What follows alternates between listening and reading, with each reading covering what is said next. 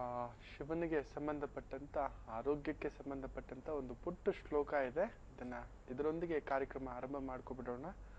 ಬಲಮಾರೋಗ್ಯಂ ಚಾಯುಸ್ತ್ವದ್ಗುಣ ರುಚಿತಾಂ ಚಿರಂ ಪ್ರದೇಹಿ ವಿಭೋ ಸಾಂಬ ಸದಾಶಿವ ಶಂಭೋ ಶಂಕರ ಶರಣಂ ಮೇ ತವ ಚರಣಯುಗಂ ಅಂತ ಹೇಳಿದ್ರೆ, ಓ ಪ್ರಭುವೇ, ಬಲವನ್ನು, ಆರೋಗ್ಯವನ್ನು, ಆಯುಷ್ಯವನ್ನು ಮತ್ತು ನಿನ್ನ ಗುಣಗಳಲ್ಲಿ ಪ್ರೀತಿ ಇವುಗಳನ್ನು ನಿರಂತರವಾಗಿ ಕೊಡು. ಸಾಂಬನೆ, ಸದಾಶಿವನೇ, ಶಂಭೋ ಶಂಕರ, ನಾನು ನಿನ್ನ ಚರಣಗಳಿಗೆ ಶರಣಾಗಿರುವೆನು ಅನ್ನತಕ್ಕಂಥದ್ದೇ ಈ ಒಂದು ಶ್ಲೋಕದ ಭಾವಾರ್ಥ.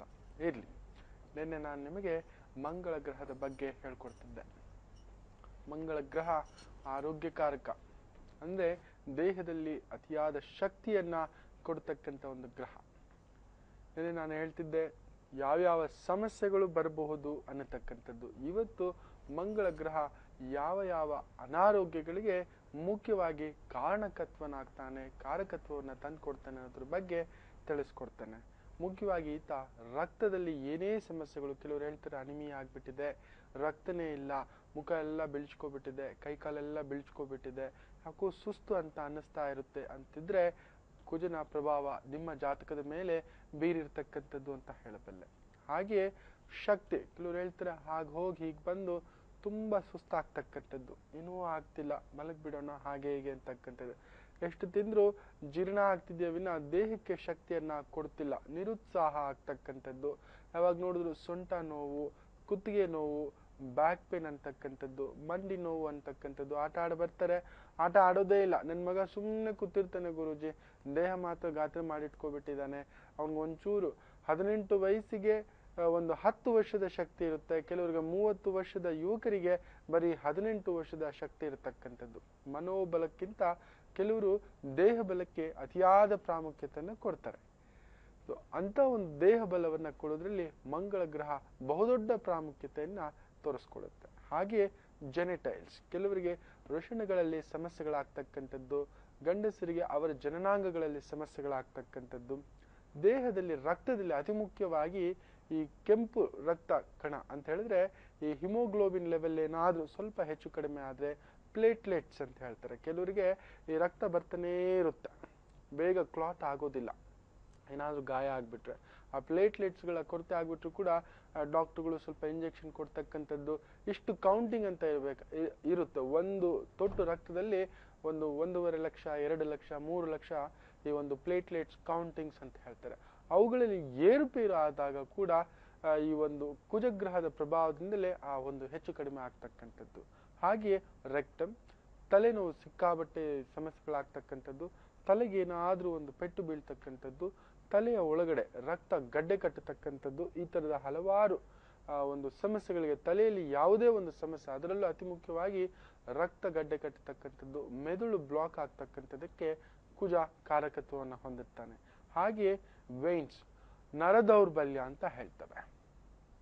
ಕೆಲವರಿಗೆ ಒಂಥರ ತುಂಬಾ ಕೋಪ ಬಂದಾಗ ನೀವು ನೋಡ್ಬೋದು, ತುಂಬಾ ಬೇಗ ಶಿವರಿಂಗ್ ಆಗ್ತಕ್ಕಂಥದ್ದು, ಮಾತು ಉಗ್ಗುವಿಕೆ ಆಗ್ತಕ್ಕಂಥದ್ದು, ಏನು ಮಾತಾಡಿರ್ತಾರೋ ಗೊತ್ತಾಗೋದಿಲ್ಲ, ತುಂಬಾ ಬೇಗ ಸ್ಟ್ರೆಸ್ ಆಗ್ಬಿಟ್ಟು ಸೆಕೆ ತುಂಬಾ ಬರತಕ್ಕಂಥದ್ದು.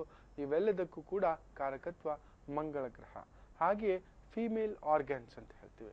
ಹೆಣ್ಣು ಮಕ್ಕಳ ಸ್ತ್ರೀಯರ ಜನನಾಂಗ ಸಮಸ್ಯೆಗಳು, ಏನಾದ್ರು ತುಂಬಾ ಬ್ಲೀಡಿಂಗ್ ಆಗ್ತಕ್ಕಂಥದ್ದು, ಆ ಜನನಾಂಗಗಳಲ್ಲಿ ಏನಾದ್ರು ಸಮಸ್ಯೆಗಳಾಗ್ತಕ್ಕಂಥದ್ದು, ಆಪರೇಷನ್ಸ್ ಆಗ್ತಕ್ಕಂಥದ್ದು, ಇದಕ್ಕೂ ಕೂಡ ಕುಜ. ಯಾಕೆಂದ್ರೆ ವೃಶ್ಚಿಕ ರಾಶಿಗೆ ಆತ ಅಧಿಪತಿ, ಅಂಗಾರಕ. ವೃಶ್ಚಿಕ ರಾಶಿ ಅಂತ ಹೇಳಿದ್ರೇನೆ ಜನನಾಂಗ ಸಮಸ್ಯೆಗಳು. ಸಾಮಾನ್ಯವಾಗಿ ನೀವು ವೃಶ್ಚಿಕ ರಾಶಿಯವರನ್ನ ಗಮನಿಸಿದ್ರೆ ಅವರ ಹಿಂಭಾಗ ಇಲ್ಲ ಸೊಂಟದ ಕೆಳಗಡೆ ಭಾಗ ಸ್ವಲ್ಪ ದಪ್ಪ ಇರ್ತಕ್ಕಂಥದ್ದು, ಅವರಿಗೆ ಪೀರಿಯಡ್ ಸೈಕಲ್ ಸಾಮಾನ್ಯವಾಗಿ ಸಮಸ್ಯೆಗಳು. ವೃಶ್ಚಿಕ ಲಗ್ನ ಅದರಲ್ಲೂ ಅತಿ ಮುಖ್ಯವಾಗಿ.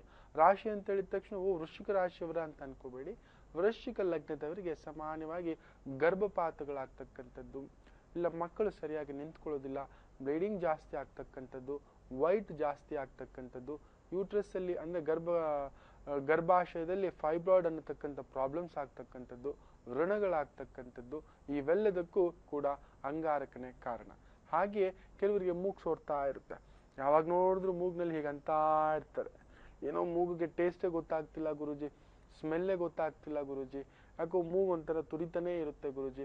ಮೂಗಿನ ಮೇಲೆ ಕೆಲವರಿಗೆ ಒಳ್ಳೆ ಒಂದು ದೊಡ್ಡದಾಗಿ ವ್ರಣಗಳು ಬರ್ತಕ್ಕಂಥದ್ದು, ಗಡ್ಡೆ ರೂಪದಲ್ಲಿ ಬರ್ತಕ್ಕಂಥದ್ದು, ತುಂಬಾ ದೊಡ್ಡ ಮೊಡವೆ ತರ ಹುಣ್ಣುಗಳಾಗ್ತಕ್ಕಂಥದ್ದಕ್ಕೂ ಕೂಡ ಕಾರಕತ್ವ ಆ ಕುಜಾನೆ. ಹಾಗೆ ಫೋರ್ಹೆಡ್ ಅಂತ ಹೇಳ್ತೀವಿ, ಹಣೆಯ ಮೇಲ್ಭಾಗ ಏನಾದ್ರೂ ಒಂದು ಮಾರ್ಕ್ ಇದ್ರೆ, ಎಲ್ಲೋ ಒಂದು ಚತುರ್ಥ ಭಾವದಿಂದ ಅಷ್ಟಮ ಭಾವವನ್ನು, ಸಪ್ತಮ ಭಾವವನ್ನು, ಇಲ್ಲ ಆತ ಬಂದು 3ನೇ ಮನೆಗೂ 6ನೇ ಮನೆಗೂ ಅಧಿಪತಿ, ಹೀಗಾದ್ರೂ ಮಾಡಿ ಹಣೆಯಲ್ಲಿ ಒಂದು ಮಾರ್ಕ್ ತಂದಿಟ್ಬಿಡ್ತಾನೆ.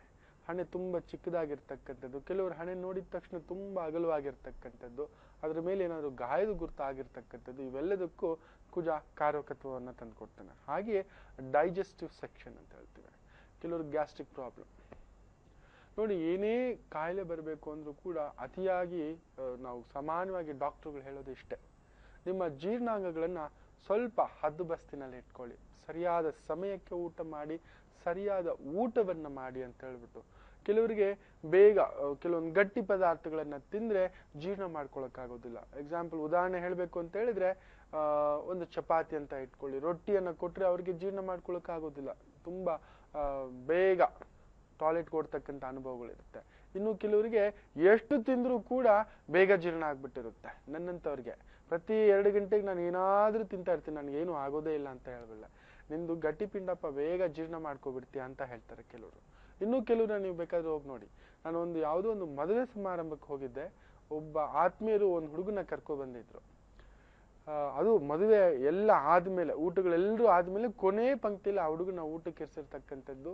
ಊಟ ಸುಮಾರು 2 ಗಂಟೆ, ಆಲ್ಮೋಸ್ಟ್ ಒಂದು 3 ಬಕೆಟ್ ಅಷ್ಟು ಊಟ, 1 ಗೊನೆ ಬಾಳೆಹಣ್ಣನ್ನ ತಿಂದ್ಬಿಟ್ಟು ಇನ್ನೂ ಏನಾದ್ರೂ ಇದೆಯಾ ಅಂತ ಕೇಳ್ತಿದ್ದಾನೆ. ಅಂದ್ರೆ ಆ ಒಂದು ಜೀರ್ಣಾಂಗಗಳ ಶಕ್ತಿಗೂ ಕೂಡ ಕುಜ ತನ್ನ ಸಾಮರ್ಥ್ಯವನ್ನ ತೋರಿಸ್ಕೊಡ್ತಾನೆ. ಸೊ ನಾನು ಹೇಳಿರ್ತಕ್ಕಂಥ ಈ ಎಲ್ಲ ಆ ಒಂದು ದೇಹ ಪ್ರಕೃತಿಯಲ್ಲಿ ಏನಾದ್ರೂ ಹೆಚ್ಚು ಕಡಿಮೆ ಆಗ್ತಿದೆ ಅಂತ ಹೇಳಿದ್ರೆ ಅಲ್ಲಿ ಅಂಗಾರಕನ ದೋಷ ಇದೆ. ನಿಮ್ಮ ಜಾತಕದಲ್ಲಿ ಅಂಗಾರಕನ ಪ್ರಭೆ ಬೀರ್ತಿರ್ತಕ್ಕಂಥದ್ದು. ಹಾಗೆ ವೈಟಾಲಿಟಿ ಅಂತ ಹೇಳಿದ್ರೆ ಅಂದ್ರೆ ದೈಹಿಕವಾಗಿ ಸಂಸರ್ಗವಾಗಿ ಪ್ರಕೃತಿ ದತ್ತವಾಗಿ ಗಂಡು ಹೆಣ್ಣು ಸೇರಿದಾಗ ಆ ಹೆಣ್ಣಿಗಾಗಲಿ ಗಂಡಿಗಾಗಲಿ ಆ ಶಕ್ತಿ ಇರೋದಿಲ್ಲ, ಬೇಗ ನಿಶಕ್ತಿಯನ್ನ ಹೊಂದಿಬಿಡ್ತಾರೆ. ಇದಕ್ಕೂ ಕೂಡ ಅಂಗಾರಕನ ಒಂದು ಪ್ರಭೆ ಅಂತಾನೆ ಹೇಳ್ತೇನೆ.